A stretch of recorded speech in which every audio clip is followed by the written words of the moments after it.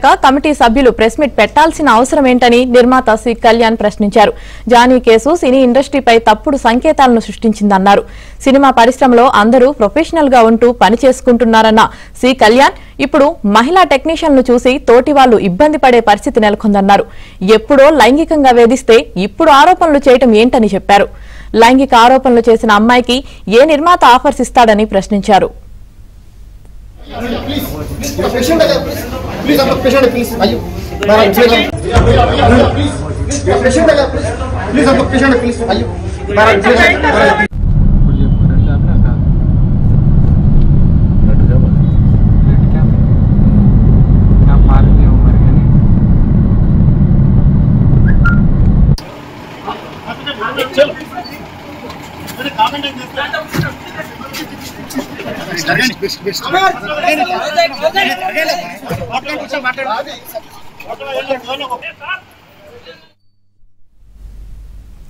ప్రతిభ క్రమశిక్షణ ఉన్న వారికే ఇండస్ట్రీలో అవకాశాలుంటాయంటున్న నిర్మాత సి కళ్యాణ్ తో మా ప్రతినిధి Sujan face to face. Tollywood లో జానీ మాస్టర్ లైంగిక వేధింపుల కేసు అనేది హాట్ టాపిక్ గా మారింది. దీని మీద ఒక కమిటీ ఏర్పాటు చేసి అలాగే ఒక పోలీస్ కేసు కూడా ఏర్పాటు చేసి దానికి సంబంధించిన విచారణ జరుగుతుంది. అయితే ఈ విచారణ క్రమం ఇండస్ట్రీకి సంబంధించి ఎలా జరుగుతుంది, కమిటీ ఏర్పాటు చేయటం అంటే ఒక ఫుల్ ఫ్లెడ్జ్డ్ గా జానీ మాస్టర్ కేసు అనేది కమిటీని విచారణ జరుగుతుందా లేదా, తదనంతర పరిణామాలు ఏంటి, దీని మీద మనతో మాట్లాడేందుకు నిర్మాత సి కళ్యాణ్ ఉన్నారు. కళ్యాణ్ గారు, కమిటీ ఒకటి ఏర్పాటు చేశారు. ఆరోపణ రాగానే ఇద్దరు వర్షన్లు తీసుకున్నారని చెప్తున్నారు. బట్ ఈ విచారణ విషయంలో జానీ మాస్టర్ మీద వేసిన వేటు అమ్మాయి మీద వేయలేదని ప్రధానంగా ఆరోపణలు వస్తూ ఉన్నాయి.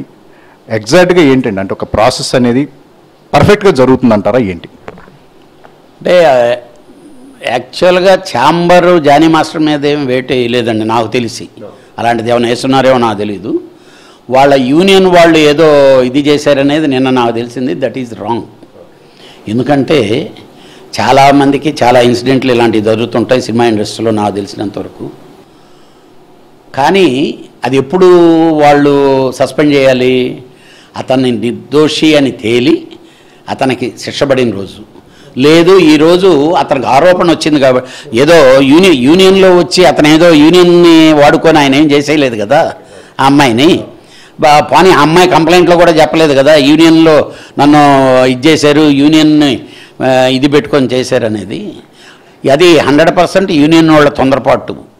అలాగే చాలామంది నా దగ్గరకు వచ్చారండి డాన్సర్స్ అసోసియేషన్ నుంచి. సార్ మేమందరం ప్రెస్ మీడియాకి వెళ్తాము, జానీ మాస్టర్ అలాంటోడు కాదు, ఇది కావాలనే కుట్ర జరుగుతుంది ఇది అని. నేనే వాళ్ళందరికీ చెప్పా, వద్దు ఈ ఇన్వెస్టిగేషను ఇది జరిగేటప్పుడు ఇది డిస్టర్బ్డ్గా అవ్వద్దని. అంటే ఫస్ట్ ఆఫ్ ఆల్ తప్పు చేశాడా లేదా, తప్పు చేసి ఉంటే అతను శిక్ష అనుభవించాల్సిందే. కానీ సినిమా ఇండస్ట్రీకి తీరని అన్యాయం జరిగింది ఈ ఇన్సిడెంట్ వల్ల. బికాజ్ ఆఫ్ ఈ కేసు వెళ్ళిన విధానం ఏంటంటే రేపు ఉదయాన నాకు చాలా బాధ. ఈరోజు మీరు మన ఆంధ్రజ్యోతిలోనే ఒక ఆర్టికల్ ఉంది, మీరు చూసారో లేదో. బాలచంద్ర గారి మీద ఎవరో ఒక ఆవిడ ఇప్పుడు కామెంట్ చేసింది ఆయన అది ఇది అని. నిజంగా చెప్పు తీసుకొని కొట్టాలి బాబాయ్ అలాంటి వాళ్ళని. ఆయన మనిషి లేడు, ఎంతటి మహోన్నతమైన వ్యక్తి, ఎంతమంది ఆయన ఆరాధించారు. అసలు ఆవిడ ఎవరో కూడా మాకు తెలియదు. నేను సౌత్ ఇండియన్ ఫిల్మ్ ఛాంబర్కి చైర్మన్గా ఉన్నాను, ప్రెసిడెంట్గా పనులు చేశాను, ఫిల్మ్ ఫెడరేషన్. ఆవిడ ఎవరో మాకు తెలియని కూడా తెలీదు. అంటే బాలచంద్ర గారిని గురించి మాట్లాడటం అనేది మాత్రం చాలా తప్పు. బట్ ఈ విషయంలో మాత్రం something is there. Jani master విషయంలో ఇప్పుడు జరుగుతుండే సిస్టంలో సంథింగ్ ప్లే జరుగుతుంది. కానీ ఆయన తప్పు చేశాడా చేయలేదా లేకపోతే ఏం చేశాడు చేసి ఉంటే దాని పరిమాణం అదంతా కోర్ట్ ఆఫ్ లా డిపార్ట్మెంట్ ఉంది. అది కోర్ట్ ఆఫ్ లాలోకి వెళ్ళిపోయింది సార్. అంటే జానీ పొలిటికల్గా కూడా చాలా యాక్టివ్గా లాస్ట్ వర్క్ చేశారు ఎలక్షన్లో. సో దాన్ని కూడా టార్గెట్ చేసుకుని మీరు అన్నారు ఇందాక ఇండస్ట్రీని బద్నాం చేసే ప్రయత్నం. వన్స్ ఒక ఇన్సిడెంట్ రాగానే సెన్సేషనల్ చేయడానికి పలానా రోజున పలానా డైరెక్టర్ మీద కూడా నేను కంప్లైంట్ చేశాను, ఈ మధ్య కొంతమంది మాట్లాడుతూ ఉంటాం. అంటే ఏదైనా ప్రాబ్లం ఉంటే కంప్లైంట్ చేయాల్సిన కమిటీ ఉంది, ఇదంతా ఛాంబర్ ఉంది.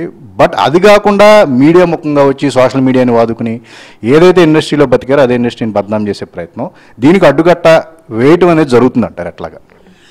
అడ్డుకట్ట ఎవరూ వేయబడలేదండి, వాళ్ళ జీవితానికి వాళ్ళే వేసేసుకున్నట్టు అడ్డుకట్ట ఈరోజు.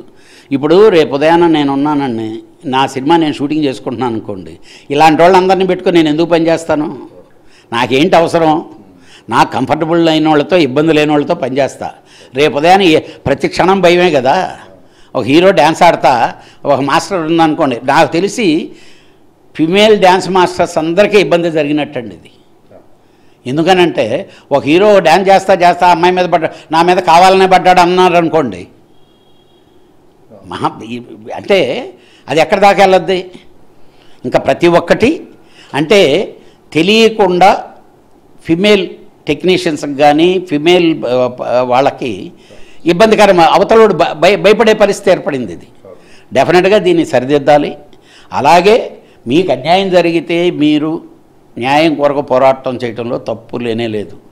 బట్ సంవత్సరాల తరబడి 5 సంవత్సరాల తర్వాత నాకు జ్ఞాపకం వచ్చింది, లేకపోతే నన్ను బంధించారు, ఇవన్నీ కాదు. వాళ్ళు కావాలని వాళ్ళ అవసరాలు తీర్చుకునే దాని కొరకు బిహేవ్ చేసేవాళ్ళు కొందరైతే, నిజంగానే అన్యాయం జరిగి అన్యాయం కొరకు పోరాడేవాళ్ళు కొందరు ఉన్నారు. డెఫినెట్గా we are not entertain. But at the same time ఏమి చెప్పినా సినిమా ఇండస్ట్రీకి ఈ ఘటన అనేది చాలా చెడ్డ పేరు, పెద్ద మచ్చ తీసుకొచ్చింది. సో ఇది కళ్యాణ్ గారు చెప్తుంది ఏంటంటే, చిత్ర పరిశ్రమ మీద అనవసరమైన రిమార్క్ అనేది ఈ లేటెస్ట్ ఇష్యూ అనేది తీసుకువచ్చింది. పని కావాల్సిన వాళ్ళు ప్రొఫెషనల్గానే సినిమా ఇండస్ట్రీలో ఎప్పటి నుంచో కూడా పనిచేస్తున్నారు. ఏదైతే ఈ కాంట్రవర్సీ అనేది కొత్తది కాదు, ఇప్పుడు కొత్తగా వచ్చింది కాదు, ఎప్పటి నుంచో ఉంది. కాకపోతే చిత్ర పరిశ్రమ మీద ఈ అనవసరమైన రిమార్క్ రావటం, దాన్ని కమిటీ అనే డీల్ చేస్తున్న విధానం అది కరెక్ట్గా లేదు అని చెప్పేసి కూడా చెప్తున్న పరిస్థితి. కెమెరామెన్ సంతోష్తో సుజన్, ఏబిఎన్.